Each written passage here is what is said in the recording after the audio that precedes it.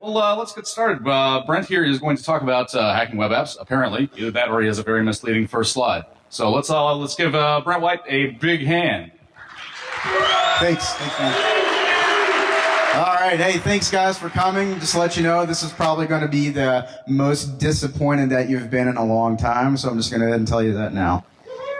All right, let's talk about baking apple pies this morning. My name is Brent White. I'm a security consultant with Solutionary. And if you have any questions, I know there's a lot of people, so if you have questions about anything I talk about or maybe something I didn't mention, please contact me on Twitter. I will respond to the best of my ability. All right. This was not my choice to put this on here, but for my own protection, thank you for having me add this there, Michael Bourne. Everybody got it? There. Okay, so basically in this talk, I'm going to talk about as a pen tester what happens from the very beginning all the way to the end for an assessment for web applications. Due to time, I'm not going to be able to talk about actual web services, but most specifically web applications. So there are a few things that have to happen before you legally go and start hacking someone's website. What are all those things? Well, once you go through contract and scoping and sales, then it comes down to us, and we have what's called a kickoff call. And during this call, we talk about what are they expecting? Do they have a specific thing they want us to focus on? So if it's a bank, then they probably want us to try and focus on getting user data or credit information, things like that. So we talk about exactly what they're wanting. We talk about the limits, no denial of service, avoid this web page. Please don't, delete data or anything like that. And then the scope, and that actually is what website, what is the application, the URL. Next, in case something breaks, all hell breaks loose or something, you have to have a point of contact, somebody that you can call and say, hey, didn't mean to do this, but your site's down, or, whatever might happen. Hopefully that doesn't happen, but, it's not a perfect world. Remember, a report is always expected at the end of an assessment. So the more evidence that you collect, the easier your life is going to be when you're reporting. So before I get started, there's a few things that I like to set up. That way, as I'm going along, I can just copy, paste, and put evidence as I'm going. That way, at the end, when I'm report writing, I'm like, well, shoot, I forgot to take a screenshot of this. So what do I use? Well, KeepNote is my actual application of choice. It's built in with Kali Linux, and it's also available for other platforms. Again, there's several options, such as Dratus and other things like that. Just explore whatever works best for you, what you're most comfortable with. One of the reasons that I like KeepNote is that you can easily create scripts. You can do scripting for it, and it's very expandable. And you can easily export it as HTML files to give to a client or to share with your team members as well. And so just to kind of show you how I might group things, the one side says by IP.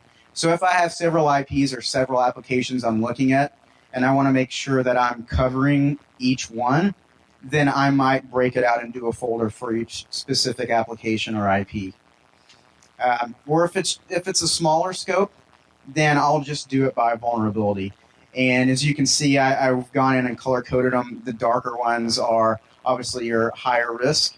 And then the green, I do that. This is a visual reference of just information that I can go back to, such as what's the scope or anything else that I might need to reference quickly. A few things, evidence gathering. Whenever you're going to report on a vulnerability, then you want to try and document the request and response for each vulnerability. That way, when you give the report to the client, they can try and replicate it and try to resolve the issue. Any unscheduled downtime or issues, so if the client asks you to stop testing because there's latency or some issue with the application, you want to document that for the report review call. Changes in test data, so if you do create test accounts or you modify, let's say you get into someone else's account and you modify information, let them know. That way they can go back and repair that if you happen to be testing in a live environment. And then again, if you're testing something like a bank website or an online store or something, and you're doing transactions, you want to log those. That way, of course, they can cancel that and give you your money back. And then this next one should be pretty obvious. Don't share any screenshots or data of any hacks that you found for the client. That probably wouldn't make them happy, and you'd be against your agreement in the contract. So I'm going to apologize. There's so much stuff to cover, so I'm going to try and keep things high level. That way, those who are interested in getting into hacking web apps, this is more of an outline for you to go back and say, like, kind of look at the names of the programs and learn these programs, and to kind of get you on the right track of how to get started. So, evidence gathering, you want to make sure when you do find a vulnerability that you get a clear, legible screenshot of that vulnerability. That way, when you put it in the report, you can actually tell what it is. I've seen a few reports where it was really tiny. It was a screenshot of the entire screen, and the part that mattered, you couldn't really read it because it was so small. So just, trim out the stuff that isn't needed, make it where it's nice and big and you can actually read it. So call out the specific issue during the write-up. That way, they can actually see what was sent. So you can see the highlighted part where on this particular one I found SQL injection, and so I highlighted the payload or the code that was sent for the username parameter. And then again, as you're going through, let's say for example the SQL injection I was just talking about, if there are multiple parameters, you want to go through and look at that for each and every parameter. So you actually want to go through and document every parameter that's vulnerable to that particular SQL injection, for example. Don't just find one and just give them one. You actually need to be diligent and go through and look at every parameter to make sure everything's being covered. And then you want to have a methodology or a checklist to go by. And when I say checklist, I want to be very clear that I'm not limiting you to that checklist. That's just merely a reminder. Okay, have I fuzzed all of these parameters? Have I looked at this? Have I looked at this? And this is just a kind of a thing to help keep you on track, because as a pen tester, you're going to be doing a lot of things like this, and maybe have several projects going on at once. So this is just kind of a tip to help keep you on track, to make sure that you're not overlooking or forgetting something. That way, the client is getting the most value for their dollar. And then again, you're not trying to go to sleep one night and then you remember, oh, I totally forgot to look at this whole portion of this application. So at the end, it does kind of make you happy, I guess. I had to find a stupid picture for this one, so there you go. Okay, now getting into the actual assessment part, you want to look at anything you can find. The OSINT, which stands for Open Source Intelligence, if you're not familiar with that, you actually want to go through, use different tools such as search engines. If there's been a previous compromise, you might find credentials on something like Pastebin, ReconNG, all these. There are several different tools for OSINT that actually will crawl and help save time by crawling the web for you and finding this data. Again, look for any previous hacks. That's always a good thing to tell a client, like, hey, you guys have already been owned. You got a lot of cleaning up to do. Any known malware, anything, I don't know where that came from. So again, this is a manual process. It's very time consuming, but it can be very, very rewarding. And why is that? Well, I've actually found database types, database schemas, test credentials, and so much more information through archived emails, development forums, so many things that have pretty much given me the keys to the kingdom for that assessment. Talking more about OSINT, there's a great tool by Lee Baird called Discover. And you can look at the the screen and kind of get an idea of a few things that it covers for you. The automation tool helps things go a little quicker. Okay, so you might be asking, well, if you're a hacker, why are you running automated tools? You know, that's not cool. You're supposed to go in and do everything manually. And, you know, according to Hollywood, the faster you type, the better of a hacker you are, things like that. Okay, well, automated tools are great because they actually are a huge time saver. With assessments, they cover a wide range of tests very quick, and it really helps you to find the low-hanging fruit. To be very clear on this, and this is something that I know a lot of other pen testers get really irritated about, a vulnerability scan is not a pen test. I know that's a common misconception, so if you know people that think this, please correct them. It's just a vulnerability scan. It's only doing what the scanner knows what to look for. It's not putting in that human element of manual testing. So, and to those that still think a vulnerability scan is a pen test, then this is you right here.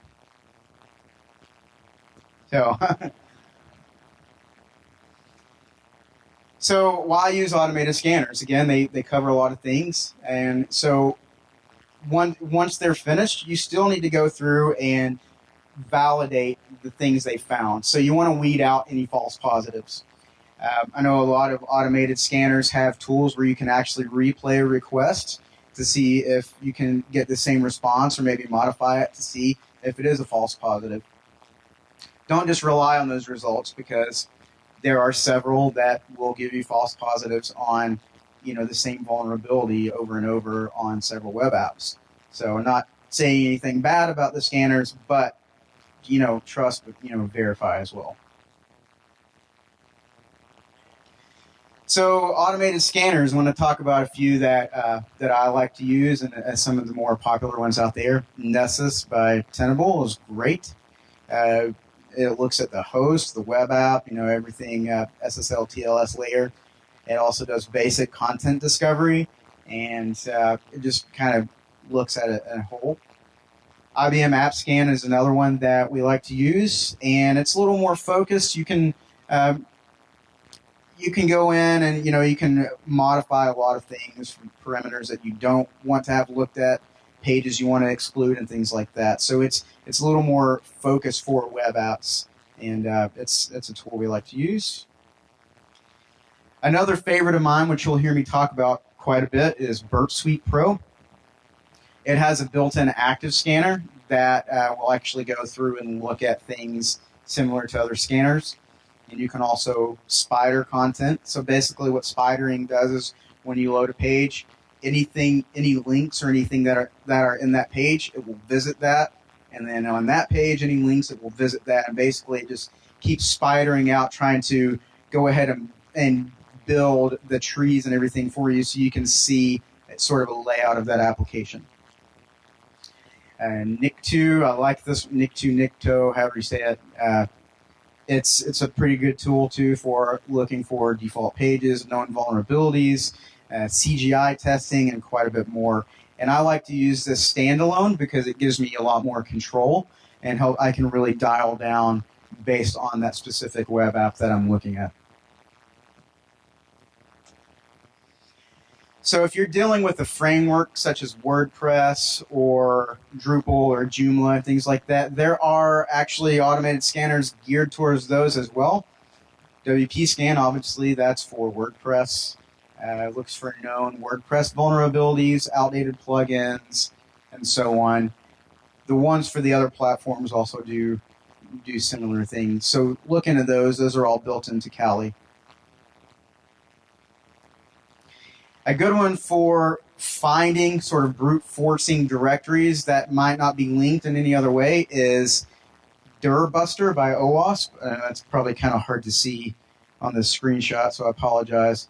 But basically, you can load your own custom lists or use the lists that come with it, and you can go through and just let it run, and it will try to find and locate its hidden files and folders. Very useful. Make sure you give yourself enough time for this because it can take a while. And again, there are many more pre-installed options in Kali, and this sort of shows you the directory structure where you can go in and find these tools if you're not familiar with the operating system. And then there are other, free options such as Saint and Expose and numerous others. So just kind of, get familiar with these tools, find what works best for you. And I know on YouTube and other things, there are several videos, free tutorials to help you learn these specific tools. And sorry I don't have enough time to really cover all those things with you today, but again, this is just sort of to help you get going in the right direction and get started. Automated scanning, pro tips. Verify the settings of the automated scanner. Don't just put in the URL and click go. It's caused problems. It's just not really a smart thing to do. You want to look at the settings. Make sure you're not going to, do something that's going to cause denial of service. Clients, we found out, never like that at all, so avoid that. If you need to throttle it back and change the number of threads, you can do that too. And again, you can add pages or functions that they might want you to avoid. And something that we found is kind of common with web apps is the client will say, hey, this page is our contact page. If you scan it, we're going to get thousands and thousands of emails from your automated scanner, and that can flood things. It's caused problems. So make sure that you ask, what do you want us to avoid? What pages do we need to stay away from? Because there are times where that will cause issues. And then when you're all ready and you've got everything set up after you've verified the settings, you can start the scan. Okay, now let's talk about some manual testing. And this kind of bleeds over into automated. So again, once your automated scanners are finished and you have some things to go after, instead of just verifying those things, see if you can take those further. So you don't want to just see, okay, well, there's potential cross-site scripting, and then go and do a pop-up alert box of 1. That's pretty lame. If you really need to show an executive of why this is important to allow budget or something to actually get this fixed, go deeper. Look at, maybe including keystroke scripting or hooking the browser with Beef or something like that, the Beef application. There's so many more things you can do with it. So actually look at those results and take them further than just the automated scanner. So make it look more real world. What would an attacker do? That's what you're trying to get across here. And then you actually want to explore the application through a proxy program. And again, there's Burp Suite Pro again. It's an excellent program. All the guys I work with, that's kind of a standard application for us. Again, there's the spidering and content discovery tools to help you find more things that you might not see when you're manually going through each page. And then again, the Durbuster from OWASP. A way to sort of tailor exploits and see what it might be vulnerable to is to look at the server response, kind of verify what is this running, because most of the time it will tell you, Apache and then the version number or IIS and so on. That way you can see, okay, this is how I need to focus my scanners or my attacks towards this host. Parameters. Parameters are basically anything that take a value and they send it on to get a response. Just want to look at those, and you want to, let's say if the parameter is name, okay, instead of just putting in names, try putting in actual, maybe SQL injection or cross-site scripting or anything that is not expecting. And that's kind of the whole point, right, is take something and give it information that it's not expecting to try and make it behave different. If you can do that and start getting different responses, that is kind of the rabbit trail you want to go down. Cross-site scripting, again, I've already mentioned that. If you're not familiar with cross-site scripting, you got to look it up. You got to become familiar with it because there are a lot of really good attack vectors, and more websites are vulnerable to this than we would like. Also, you want to look up things like cross-site request forgery, SQL or LDAP injection, local and remote file inclusion. So again, in Burp Suite Pro, you can actually load your own list. So if you have a long list of cross-site scripting or SQL injection commands that you want to throw in a parameter, you can load those in, or it comes with some pretty solid ones already that you can try. Xenotix, however you say that, by OWASP, is also a really good cross-site scripting testing tool. It's for Windows platform, and basically it shows 3 browser types, and you tell it the URL and the parameter, and it will just run and run and run. And it will actually go through. And I've found a few things from this that other tools didn't find, or that I couldn't find through some manual testing. So I highly recommend checking that out. And then if you think you have possible SQL injection, save that request to a file, and then you can actually run that through SQL Map or other SQL Ninja, Barbecue SQL. There's so many different types of SQL injection tools built into Kali or for other operating systems as well. So something else you want to look for, whenever information is being sent, is it sensitive information? In the URL, is it showing the username and the password in clear text? Does it have the session cookie? And as silly as that sounds, we've actually found that several times. And so if someone's sniffing traffic or it's saved in the history, then someone's got, they can grab that session token and become your user, or, if they see your username and password, or even if they just find your username, you can start brute forcing with password lists and try to make your way in that way. Okay, and to prevent death by PowerPoint, because I know I'm throwing a lot of information at you, we'll look at this happy dog with a hot dog for a second. Aww. Has anybody seen the video of this, by the way? It's this dog just standing there, and they give it a hot dog, and it has its eyes closed, and it's so happy, and it just wags its tail for like 2 minutes. So, okay, and moving along, authentication. These are things I'm telling you that you actually want to look at for bypassing things and to actually hack the websites. So, authentication, can it be bypassed? What does that mean? Well, if there is a URL for admin, can you get to that URL as an unauthenticated user? Or if you're not an admin, if you're just a regular user, can you still view that? Those are things that you want to look for. When you log off, can you take that session token, put it, and use it again? Or does it create a new one every time you log in?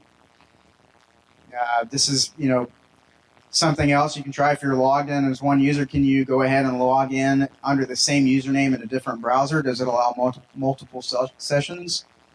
Sometimes that's not really a bad thing, but I think, given certain cases, for example, a bank, you might not want to allow the same user to be logged in at the same time on a website. You want it to end that session of the other person.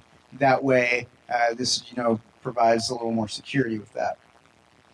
You also want to look at password requirements. Can you set your password to 123 or banana or something that's easily guessed, a very common password? You want to make sure that it's strong password requirements for that application. When you change your application, can you go back and use an old password again? Why is that bad? Well, let's say you've been compromised before and that list is on the website and someone says, well, okay, time to change my password. And their old password is out there, and then again, they're saying, I want to use that password again. Well, there's a possibility that an attacker come by and use that list of passwords that were found from a previous breach, and if it's their current password again, or it's never been changed, you've got problems. Look at the host, not just the web app. Again, what is it running? Is it Apache? Is it a vulnerable version of Apache? Are there admin portals available, like cPanel? If so, try default credentials for that, brute force it, see what you can do to get in. There have also been a few times where we've found backup files, backup database files. So you just grab those with no authentication. You go through, you find the information, usernames, passwords. It's pretty good stuff for us not for the company necessarily. Again, with the host, do they have any dangerous HTTP methods enabled, such as put and copy? As you know, you can group those together to basically compromise the host. Delete, that's pretty obvious why that would be bad. So you want to look at those things. Are they vulnerable to directory traversal or shell shock or heartbleed or whatever else is out there that's a known vulnerability with easily to get public exploits. Again, you want to look at SSL TLS settings. Are they using weak ciphers with known vulnerabilities? If they are, you want to document that stuff, take care of it, let them know.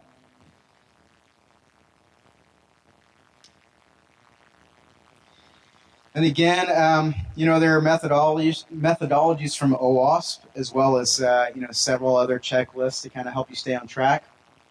And these things will let you know kind of how to look for different things. And so, if you're new to assessing or hacking web apps, go to the OWASP site, look at their methodology, and that will actually help you walk through exactly what to look at, what things to look for, how to assess those, and so on. Then, practice in the lab. If you're new to this, you do not want to be learning this stuff while you're touching a client website. Bad things can happen. Just make sure you take the time to set up a lab. There's a lot of information on how to set up labs out there. So, check that out if you're not too familiar. And then once you're ready, go hack some websites. So that's basically it for my slides and my talk. I think we have some more time if anybody has questions or anything.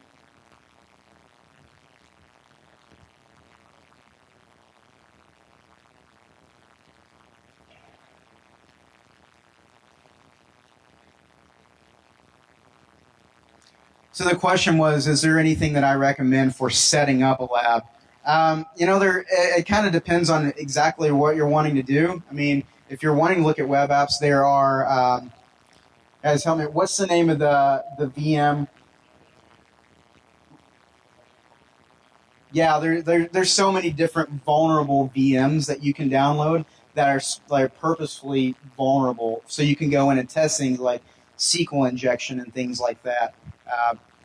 So basically, just if you run a few VMs on your machine, that'll be enough to get you started. Any more questions?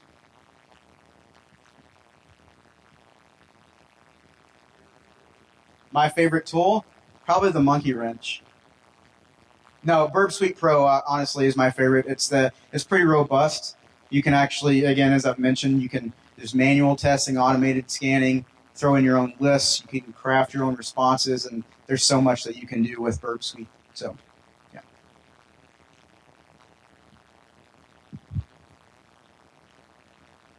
I'm sorry.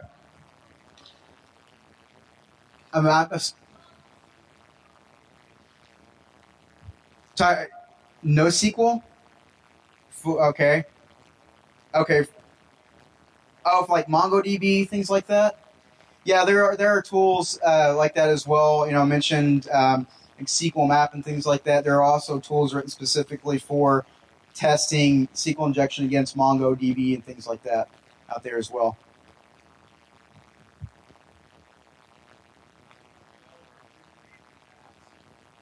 Great question. So, how do you help developers recreate the attacks?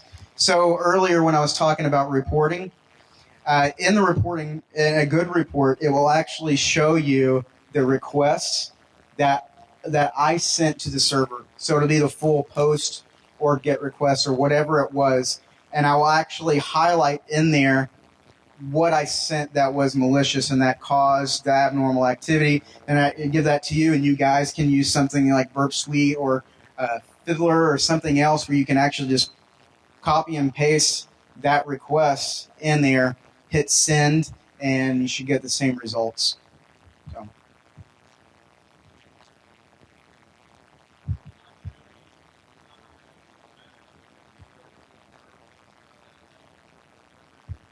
a plugin for Burp for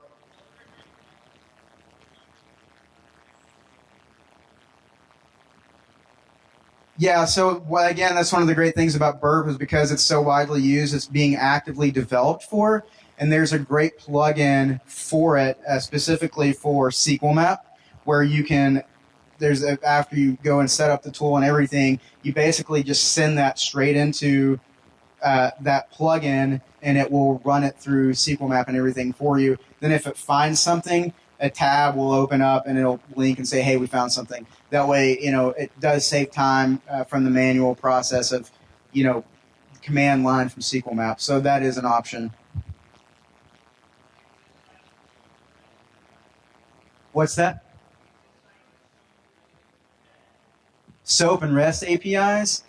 You can use those as well through Burp. You can also test those. And I know IBM AppScan also. You can throw the WSDL and everything in there and help fuzz those parameters and things like that. Was that the question? Okay, cool.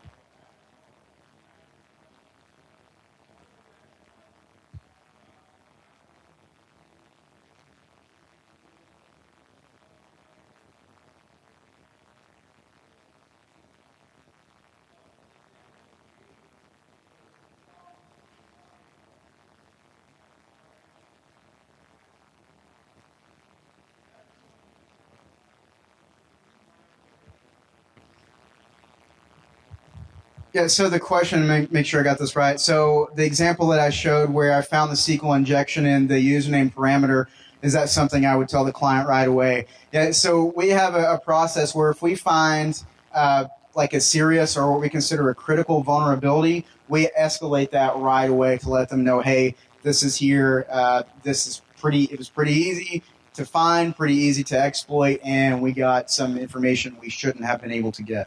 It's a good question.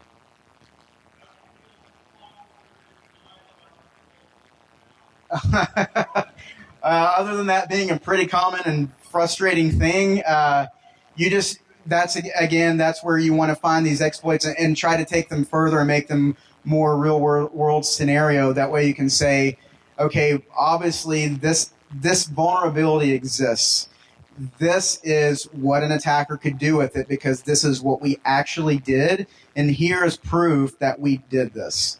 And then they'll argue, well, I don't see that that's a critical risk.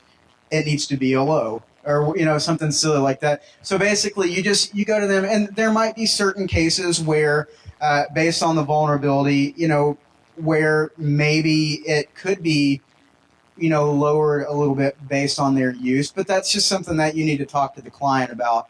But just make sure that you document things well. Again, you exploit it to the fullest within the scope. And then you just let them know, hey, this is how you guys could really be screwed over. And then you just take the dialogue from there and kind of work it out between the client.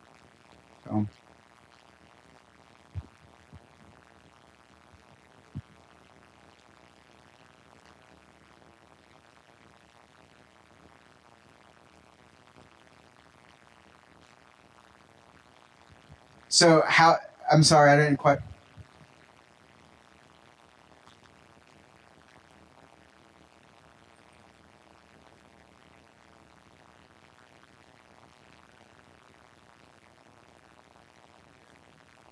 Yeah, so you're talking about, how do you evade their IDS, things like that. So this is something that we actually talk about during the kickoff call, is they will say, well, we have this firewall in place. And you say, well, that's good, but we only have a week on this project. We don't have time to really go through and, craft everything to see if we could potentially bypass this. So you want to let them know, hey, whitelist us because we don't really... That's pretty cool. We don't really have time to do this. So you just let them know, hey, this is a time thing. You let us see what's behind that. That way, if an attacker does get behind that, then we fix those issues. Can you help me with this? Yeah, I could probably help with that. 1 second, please. No, keep going. Never mind. Ask the guy next to you that asked that a second ago. This is oh, he got it. Cool. me explain what's going on. How many people are first-timers here? All right. So we have a little tradition at DEF CON. If you speak at DEF CON and this is your first time, you have to take a shot during your talk. And it's just kind of how we do it here.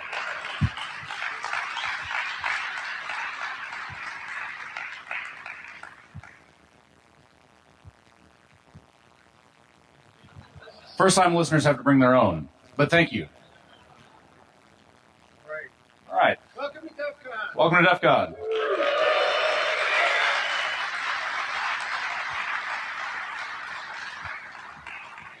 Thank you, guys. I'm glad you did that towards the end.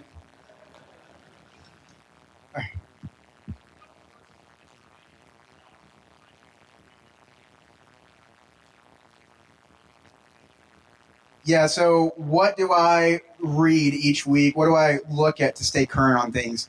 I'll tell you, this might not sound like the most professional thing, but I get more useful information from Twitter and from following InfoSec leaders on there, fellow hackers, those guys, I mean, constantly. That's what we do, right? So when we find something, when we see an article, you might see the same article 15 times in an hour, but you saw it, right? So let's say, for example, Shell Shock dropped. My whole feed, that as soon as it came out, was talking about Shell Shock.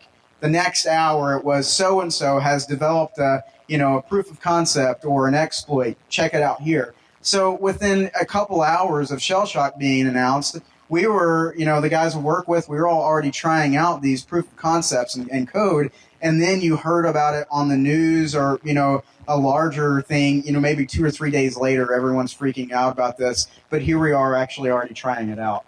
So Twitter is a great resource. So, yeah. HTML5, yes, there are some. Actually, just a quick Google search, and there's actually a few tutorials and tests and things like that you can go through and practice it, things you can look for. So, yeah, it does have some issues. Let's see, I think I got time for just a couple more.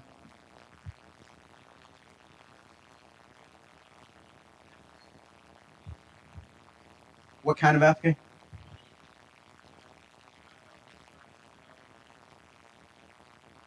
Any good application for testing the Mongo? I'm sorry, I'm having a really hard time hearing you. Like, scream it at me like I owe you money or something.